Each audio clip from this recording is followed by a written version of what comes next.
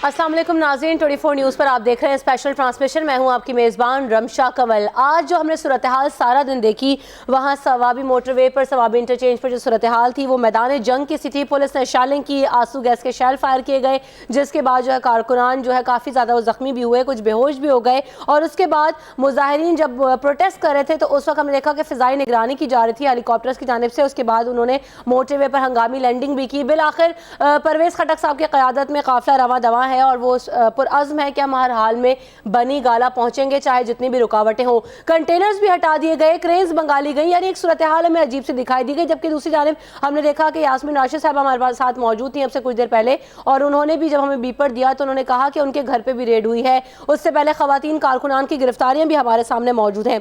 तो आज हम इस तमाम तरीन सूरत हाल पर बात करते हैं कि आखिरकार होने क्या जा रहा है, हुकूमत क्या कर रही है और पाकिस्तान तहरीक इंसाफ की नेक्स्ट स्ट्रैटेजी क्या होगी। इन तमाम चीज़ों पर बात करने के लिए अपने मेहमानों का, अपने पैनल का तारुफ आपसे कराती चलूँ। मेरे साथ सीनियर सहाफ़ी, सीनियर तज्ज़ियाकार आरिफ निज़ामी साहब मौजूद हैं, सीनियर तज्ज़ियाकार गुलाम हुसैन चौधरी साहब मेरे साथ मौजूद हैं, और सीनियर सहाफ़ी और सीनियर तज्ज़ियाकार इम्तियाज़ आलम साहब हमारे साथ स्टूडियोज़ में मौजूद हैं। इसके अलावा पाकिस्तान मुस्लिम लीग नवाज़ की जानिब से मुझे मिफ्ता इस्माइल साहब ने ज्वाइन किया है, जबकि पाकिस्तान तहरीक इंसाफ की नुमाइंदगी फैसल वाडा साहब करेंगे। सबसे पहले निज़ामी साहब आपसे आगाज़ करती हूँ। आज जो हमने दिन भर सूरत हाल देखी, एक खाना जंगी की सूरत हाल थी। अगर बात की जाए सवाबी इंटरचेंज की तो वहाँ पर शेलिंग भी हुई, कारकुनान को रोका गया, कारकुनान भी कंटेनर्स लेकर आ गए, हटा दिया गया। क्या हो रहा है ये मुल्क में? ये दरअसल है शटडाउन वर्सेस क्रैकडाउन जी। अब जहाँ तक शटडाउन का तल्लक था, वो क्रैकडाउन के ज़रिए पहले ही शटडाउन हो गया। यानी कि अगर कंटेनर जैसे आपने कहा कि लगा दिए गए हर तरफ और लगे भी हुए हैं और कुछ हटा भी दिए गए हैं, एक तो ये सूरत हाल है। दूसरे जो ज़्यादा सीरियस सूरत हाल है वो ये है कि एक सूबा यानी कि खैबर पख्तूनख्वा के चीफ मिनिस्टर ने अलग में बगावत बुलंद कर दिया है फेडरल गवर्नमेंट के ख़िलाफ़। उन्होंने कहा वो हर हालत में पहुँचेंगे और वो चाहे वो कंटेनर्स को फिज़िकली हटाएं या जैसे भी करें, वो उनका काफ़िला रवा दवाएँ अब शायद अब इस्लामाबाद से कुछ दूर ही वो मौजूद है। तो ये सूरत हाल जो है ख़ासी पेचीदा है और हुकूमत जो है उसका रिजॉल्व भी कायम है कि वो हर हालत में इस्लामाबाद को शट डाउन नहीं होने देंगे। लेकिन शट डाउन तो हो चुका हुआ है और इसके अलावा इसको क्या कहा जा सकता है। लेकिन जिस अंदाज से मोर्चाबंदी हुई है उससे ये तशवीश यकीनन वजह तौर पर है कि कल ये इसके वायलेंस जो कल और परसों जो होगा ये कहाँ पे जाके ख़त्म होगा। मिफ्ता साहब की जाने बढ़ते हैं। मिफ्ता साहब, ये जो निज़ामी साहब ने भी बात की कि शटडाउन पहले ही हो गया और हुकूमत ने कर दिया, वो तो अभी पहुंचे भी नहीं इस्लामाबाद, उन्होंने तो धरना भी नहीं दिया, लेकिन पहले से मुल्क में जो सूरत हाल है वो बहुत ज़्यादा बिगड़ गई है। जिम्मेदारी आप लोगों के ऊपर नहीं आई होती? इंतजामी उमूर तो आपने संभाल लेते। जी बिल्कुल सही फरमाया आपने कि ज़िम्मेदारी हमारी है, हुकूमत की है, इसीलिए हुकूमत ये चीज़ें कर रही है जिसका हुकूमत को बिल्कुल शौक़ नहीं है। हम नहीं चाह रहे थे कि कंटेनर से हम लोगों की राह में हमवार हों, हम रास्ता रोकें, लेकिन क्योंकि इमरान खान साहब ने यह अलल ऐलान कहा है कि वो इस्लामाबाद आकर ज़िंदगी को मामूल को रोक देंगे, इस्लामाबाद को लॉकडाउन कर देंगे, बच्चों को स्कूल नहीं जाने देंगे, मरीज़ों को हस्पताल या मॉलेज के पास नहीं जाने देंगे, रोज़मर्रा की ज़िंदगी रोक देंगे, ज़रिया माश पे लोगों को नहीं जाने देंगे। तो क्योंकि हम इस चीज़ की इजाज़त नहीं दे सकते। और पिछली मरतबा भी इन्होंने एक सॉलम कमिटमेंट दिया था चौधरी साहब को, चौधरी निसार को, और फिर उसकी वायलेशन करी थी। लिहाजा हमें ये मजबूरन करना पड़ रहा है कि हम कंटेनर्स लगाएं और उन लोगों का रास्ता रोकें कि जो दूसरों को, जो इस्लामाबाद के शहरियों को एक तरीके से हिसार में लेना चाहते हैं, यरगमाल बनाना चाहते हैं। लेकिन जहाँ तक इस्लामाबाद हाई कोर्ट का फ़ैसला भी आया है, अगर खान साहब एक जगह पर धरना करना चाहते हैं, एक जगह पर अपने रैली करना चाहते हैं, अपनी इजहार राय देना चाहते हैं, शो ऑफ स्ट्रेंथ करना चाहते हैं, तो बिल्कुल सदर शौक़ करें, लेकिन दूसरे लोगों को, मुझ जैसे लोगों को अपने काम में दखल ना करें। लेकिन अभी तो बात, इम्तियाज़ साहब आप क्या समझते हैं कि बात तो अभी बनी गाला पे ही है ना? आपने तो उनको उनके घरों तक भी नहीं पहुंचने दिया। इमरान खान के घर के बाहर अगर लोग जमा हो रहे थे तो आपने तो वहां पर भी जाने से रोक दिया। गिरफ्तारियां आप कर रहे हैं कारकुनान की, छुप छुप कर जो रहनुमा है वो भी पहुंच रहे हैं। इम्तियाज़ साहब देखिए, अगर तो मामला ये है कि जमहूरी इजहार करना है और जमहूरी हक इस्तेमाल करना है, तो हाई कोर्ट ने, इस्लामाबाद हाई कोर्ट ने रास्ता दिखा दिया है कि आप वो पार्क है, जहाँ जाएं और जलसा करें, 1 दिन करें, 10 दिन करें, 20 दिन करें। दूसरा, अगर एहतसाब का मकसद है तो सुप्रीम कोर्ट मैदान में आ गई है, उन्होंने इनकी रिट्स एडमिट कर ली हैं, हुकूमत ने फैसला किया कि उन्हें वो उनकी कानूनी और टेक्निकल नौइयत को चैलेंज नहीं करेंगे। मतलब ये कि अपना दिफा करेंगे और तहरीक इंसाफ और दूसरी जमातें जो रिट लेके गई हैं वो उन पर इल्ज़ामात साबित करेंगे, उनके मुकला, मामला अदालत में चला गया है। तो क्या अगर ये 2 मकसद थे कि जमहूरी हक इस्तेमाल करना, प्रोटेस्ट करना, दबाव डालना ताकि अदालतें भी टेकअप कर लें, वो तो हो गया। लेकिन क्या इसके अलावा मकसद है? लगता मुझे यही है कि ये धरना 2 जो है ये अब मेमो गेट 2 के सहारे मैदान में आया है और इसमें फिर से बुलाया जा रहा है तीसरी कुव्वत को। पहले बुलाया जा रहा था अंपायर को, उसकी उंगली खड़ी होगी, अभी भी अंपायर की बातें हो रही हैं। और मंशा जो है इमरान खान का जमहूरी नहीं है, तरीका वो इस्तेमाल कर रहे हैं आम जो मरवज है, अगर वो पुरमन रखें तो कोई मसला नहीं है, उन्हें बिल्कुल हक होना चाहिए, भले इस्लामाबाद हो, भले कोई जगह हो, अगर वो पुरमन रहते हैं। लेकिन हुकूमत उन पर यकीन करने की तैयार नहीं है। पिछली बार 126 दिन का वो धरना कर पाए। हुकूमत का सारा फोकस उस तरफ था, मीडिया का सारा फोकस उस वक्त था। मेरा नहीं ख्याल कि शट डाउन हुआ है। इमरान खान अभी तक नाकाम हुए हैं। मैं अभी आया हूँ इस्लामाबाद से, इस्लामाबाद बिल्कुल चल रहा है और लोग, मैं देख मैं हैरान हूँ, मेरी काफ़ी लोगों से बात हुई है, लोग इसके हक़ में नहीं हैं, कोई अवामी फ़िज़ा नहीं है, कोई इसके लिए बड़ी अवाम में बेताबी और बेचैनी नहीं है कि लोग आए और क्या अच्छा हम सब शामिल होते हैं। ये एक तरह की पावर स्ट्रगल हो रही है और हमारे यहाँ सिविल मिलिट्री ताल्लुकात की तारीख अच्छी नहीं है। अभी जनरल राहिल शरीफ ने देखिए पिछले धरने को अगर वो नॉन बोनापार्टिस्ट होते, अगर वो सियासत में उनकी अदम दिलचस्पी ना होती, वो एक पेशावर जर्नैल ना होते तो टेक ओवर हो सकता था। लेकिन जनरल राहिल शरीफ ने ये रास्ता अख्तियार नहीं किया। अब वो एक्सटेंशन भी ले रहा है, रिटायर होने जा रहे हैं। तो ऐसे में ये जो सब चीज़ की जा रही है, इसका मकसद क्या है? क्या इमरान खान एक बार फिर एडवेंचर करने जा रहे हैं? आपने क्या कहा इम्तियाज साहब के क्या है? फैसल वाडा साहब हमारे पास मौजूद है जो कि पाकिस्तान तहरीक इंसाफ की नुमाइंदगी कर रहे हैं। फैसल वाडा साहब, मकसद एक तो इसका क्या है, दूसरी बात जो इम्तियाज साहब ने भी कही कि भाई आपको जगह अलॉट कर दी गई है, आप वहाँ 10 दिन चाहें धरना दें, why Supreme Court, why parliament, आप उधर जाके रेड जोन में क्यों इश्तिहारअंगेज़ी फैलाना चाहते हैं? बहुत शुक्रिया जी आपका। देखिए जी, सबसे पहले तो ये कि मेरे ख्याल से इम्तियाज़ साहब ने कहा कि वो इंटरवेंशन की बात कर रहे हैं हम, और उंगली उठने की बात कर रहे हैं, और तीसरी फोर्स की बात कर रहे हैं, और इस्लामाबाद में सब चीज़ें ज़बरदस्त तरीके से चल रही हैं और सब कुछ अमन है और लोग पसंद नहीं कर रहे। तो मुझे नहीं पता इम्तियाज़ साहब किस चश्मे से देख रहे हैं और किन्होंने उनको ये बातें आके उनके कान में कही हैं कि हमने तीसरी मेरे कान में कोई बात नहीं करता है। मैं देख कर आया हूँ, मैं जर्नलिस्ट हूँ, फिरता हूँ मैं लोगों से मिलता हूँ, बात करता हूँ। नहीं इम्तियाज़ साहब, मैं ये कह रहा हूँ, आपने जो अपना इंट्रोडक्शन दिया उसमें इम्तियाज़ साहब ऐसा लगा कि जैसे हम करने जा रहे हो, हम किसी को बोलते चले जा रहे हैं। ये परसेप्शन हो सकती है। आप जर्नलिस्ट हैं, आपका भी कोई राय है, उसका एहतराम भी है, बट आप इस तरह नहीं पब्लिक को स्टेटमेंट देते हुए ऐसा ना लगे कि हम जैसे कह रहे हैं कि हम फौज को बुला लें, आ जाओ, और आरिफ शरीफ साहब दीवार कूद के आने वाले। प्रोफेशनलिज्म के चलें, आपका राइट है, मैं इज्जत करता हूँ आपकी। दूसरी बात ये कि अगर हमें आने में प्रॉब्लम्स हो रही है तो इस्लामाबाद के लोगों को इतने सारे कंटेनर जो टीवी चैनल दिखा रहे हैं, शायद वो गलत दिखा रहे हैं, वो झूठ दिखा रहे हैं, वो किसी और कंटेनर्स की बात कर रहे हैं, वो शिपिंग यार्ड की दिखा रहे हैं तस्वीर। तीसरी, जो ट्रेनें अट रही हैं, जो ट्रैफिक डाइवर्ट हुई हुई है, जो चारों तरफ से चौक किया हुआ है गवर्नमेंट ने, हमने नहीं, तो वो भी मेरे ख्याल से सब कुछ गलत है। हम भी गलत हैं, कैमराज भी गलत हैं, जो बाकी मीडिया 24/7 शोर कर रहा है वो भी सब गलत हैं। तो मुझे तो इस बात का मैं कोई जवाब देने के से कासिर हूँ। मेरे मोहतरम में मेरे बुज़ुर्ग भी हैं, मेरे उस्तादों में भी हैं, सारे जितने हैं मैं एहतराम ज़रूर करता हूँ, लेकिन बात को डिफेंड ज़रूर करूँगा क्योंकि मुझे बात मेरी समझ से बाहर है। नंबर 1। नंबर 2 ये कि चोरी का इल्ज़ाम है, मियाँ नवाज शरीफ साहब के ऊपर इल्ज़ाम है। परवेज़ अर्शी साहब को वो इल्ज़ाम पे सस्पेंड कर देते हैं, उनकी मिनिस्ट्री लेते हैं, ये कह के कि जब उनका क्लियरेंस हो जाएगी अब या वो जेल जाएंगे या अपनी जगह पे आएंगे। तो मियाँ साहब भी उतर जाएं कुर्सी से और अपना एहतसाब करा लें, 15 दिन की टाइमलाइन रख लें, 20 दिन की। 1 मिनट बहन, दूसरी चीज़ ये सबसे इम्पोर्टेंटली कि पाकिस्तान फौज को तोड़ने के लिए आर्मी के स्पाई चीफ की तस्वीरें पूरी दुनिया के अखबारों में लगाई है ये कस्टोडियन है प्राइम मिनिस्टर साहब, ये सारे स्टेट सीक्रेट्स की ओथ ली है, इन्होंने कसम खाई है कि अपनी फौज और अपने दिफा के मामलात को ये अपने सीधे में गाड़ के रखेंगे। ये कोई छोटा मोटा जुर्म नहीं है, ये ट्रीजन और ट्रेटर का केस है।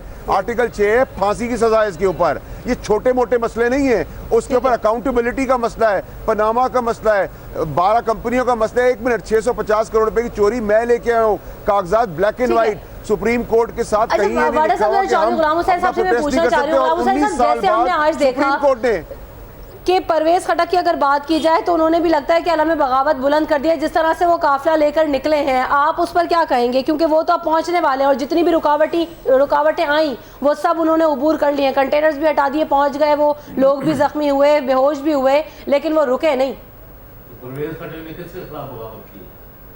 नहीं, वो तो ये बात कह रहे हैं ना कि हमने खैबर पख्तूनख्वा में हमारे लोगों को नहीं आने दिया, हमारे जो ज़मीनी राब्ता है वो मुनक़ता कर दिया, दूसरी जानिब आपने बिल्कुल आइसोलेट कर दिया खैबर पख्तूनख्वा को। तो वो बगावत नहीं की है ना, वो तो अपने लीडर के पास जा रहे हैं।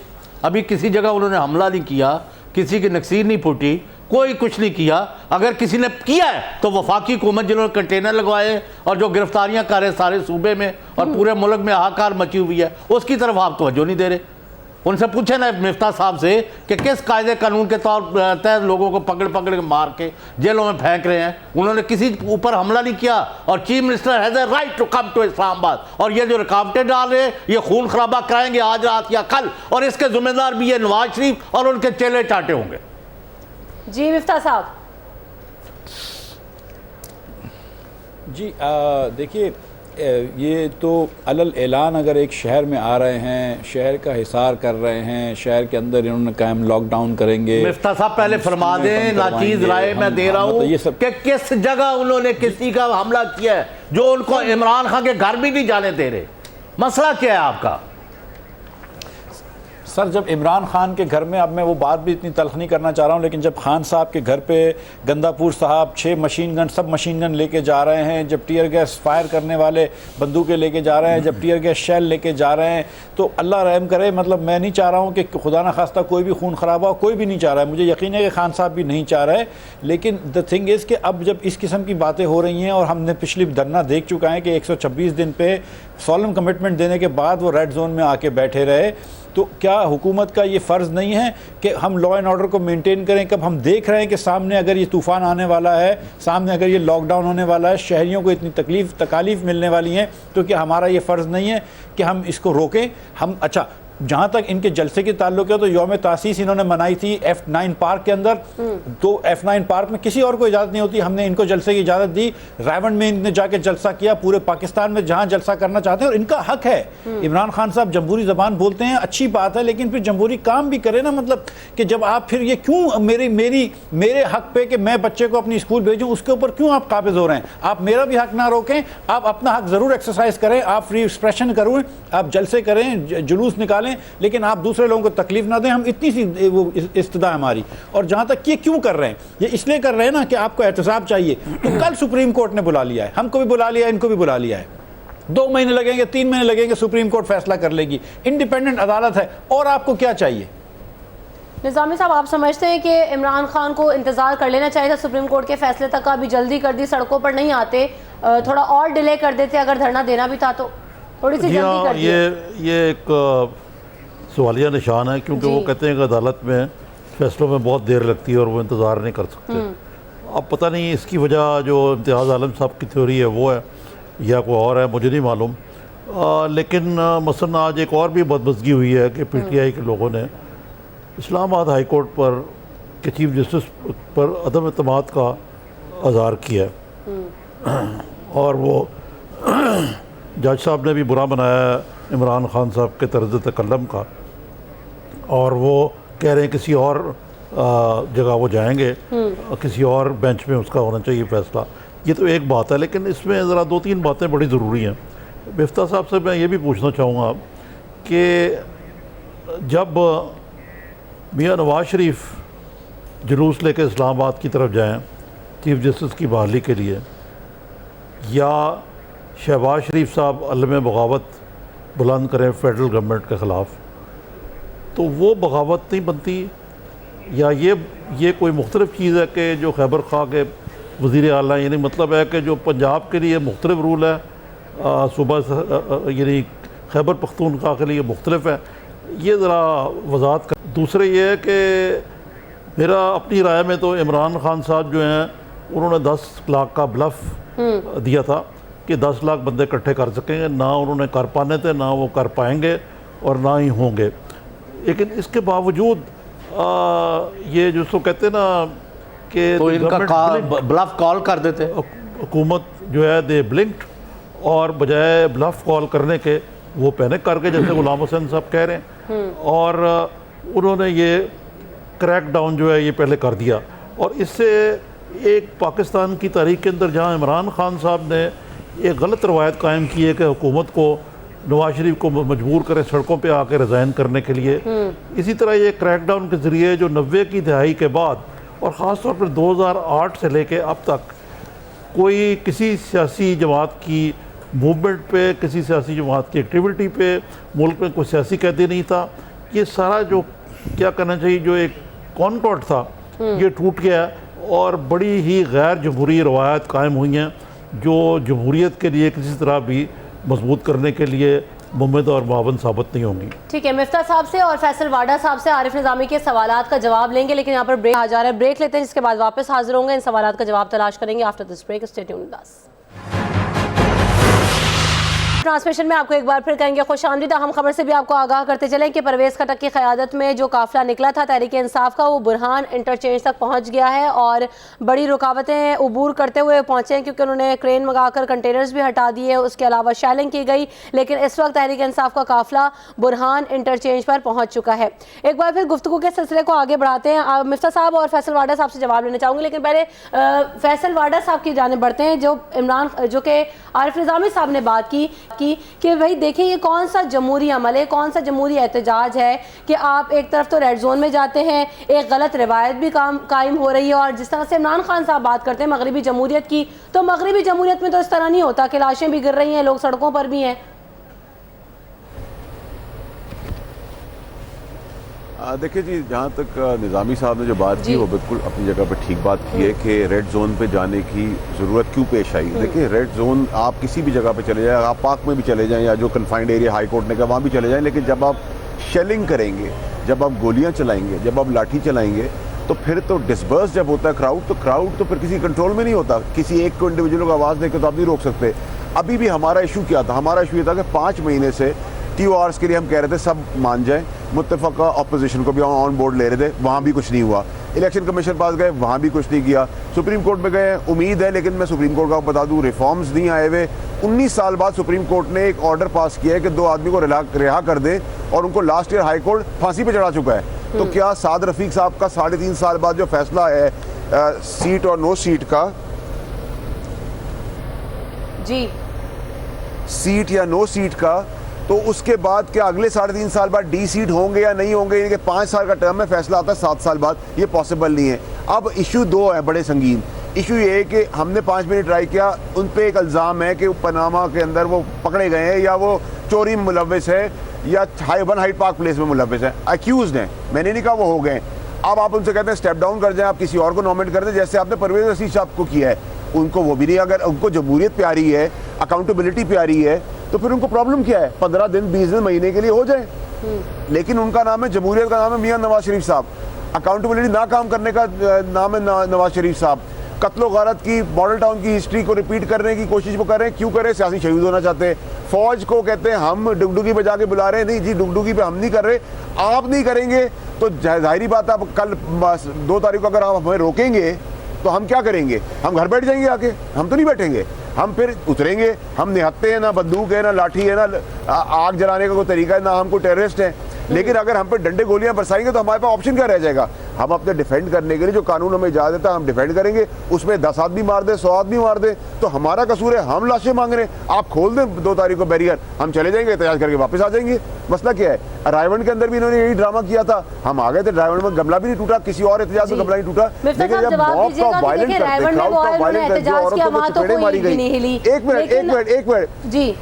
मिनट मिफ्ता साहब ले, एक सेकंड दे दीजिएगा मुझे। देखिए खवातीन को जिस तरीके से ट्रीट किया जा रहा है औरतों की बेहुरमती की जा रही है। आप एक्सपेक्ट करते हैं कि हमारी माएँ बहनें हो, आपके घर में कोई बड़ा हो, वालिद हो, बेटा हो, बाप हो, किस तरह रिएक्ट करेगा? वो रिएक्ट करेगा। ये चीजें किस मौजूद माशरे में होती हैं? आप क्यों हमें रोक रहे? किस चीज से बंद करें? क्योंकि हम सवाल करें, चोरी का इल्जाम आप पे, मुल्क तोड़ने का इल्जाम आप पे, फौज के साथ मिलाइन करने का इल्जाम आप पे, फौजियों के साथ जो आपने किया है वो फौज का इल्जाम आप पे, मुझ पे नहीं है। और रिएक्ट भी आप करें, बदमाशी भी आप करें, गुंडागर्दी भी आप कर रहे हैं। मिफ्ता साहब, एक चैलेंज नहीं है हुकूमत को, नेशनल सिक्योरिटी का मामला अलग है, पनामा का मामला अलग है। रायवन की अगर सूरत-ए-हाल की बात की जाए तो वो वहाँ पर आए, पूरा उन्होंने एहतजाज किया, जलसा किया, चले गए थे। अभी तो वो पहुँचे भी नहीं और आपने इतनी रेजिस्टेंस शो कर रहे हैं आप। तो हुकूमत जो बौखलाहट की शिकार की बातें की जा रही हैं, तो फिर वो सही है या गलत है? आप लोग कॉन्फिडेंट हैं? जी देखिए मेरी बहन, जो रायवन में इन्होंने जलसा किया था, इससे पहले जब इस्लामाबाद में इन्होंने यौम तासीस पे इनके जलसा किया था, तो उन्होंने कहा था कि हम जलसा करेंगे, चले जाएंगे, तो कोई उसमें मजाका नहीं था, हम क्यों किसी को रोकेंगे। लेकिन इस बार तो इन्होंने ये बात करी नहीं है। इस बार तो इन्होंने कही थी कि हम शहर को बंद कर देंगे, हम लॉकडाउन कर देंगे। इसलिए हमको हुकूमत, आपका क्या मौक़िफ़ है, ये क्यों कर रहे हैं? इस्लामाबाद हाई कोर्ट भी ये कह चुकी है। आपको क्या खदशात हैं कि ये पीटीआई और पैट और इनके हवारी जो है ये क्यों ये सारा कुछ कर रहे हैं? सर देखें, जो इन्होंने फरमाया है, और मैं इनकी बात फेस वैल्यू पे लेता हूँ। खान साहब ये कहते हैं कि हमको या तो मियां नवाज शरीफ इस्तीफ़ा दें या एहतसाब का अमल होना चाहिए।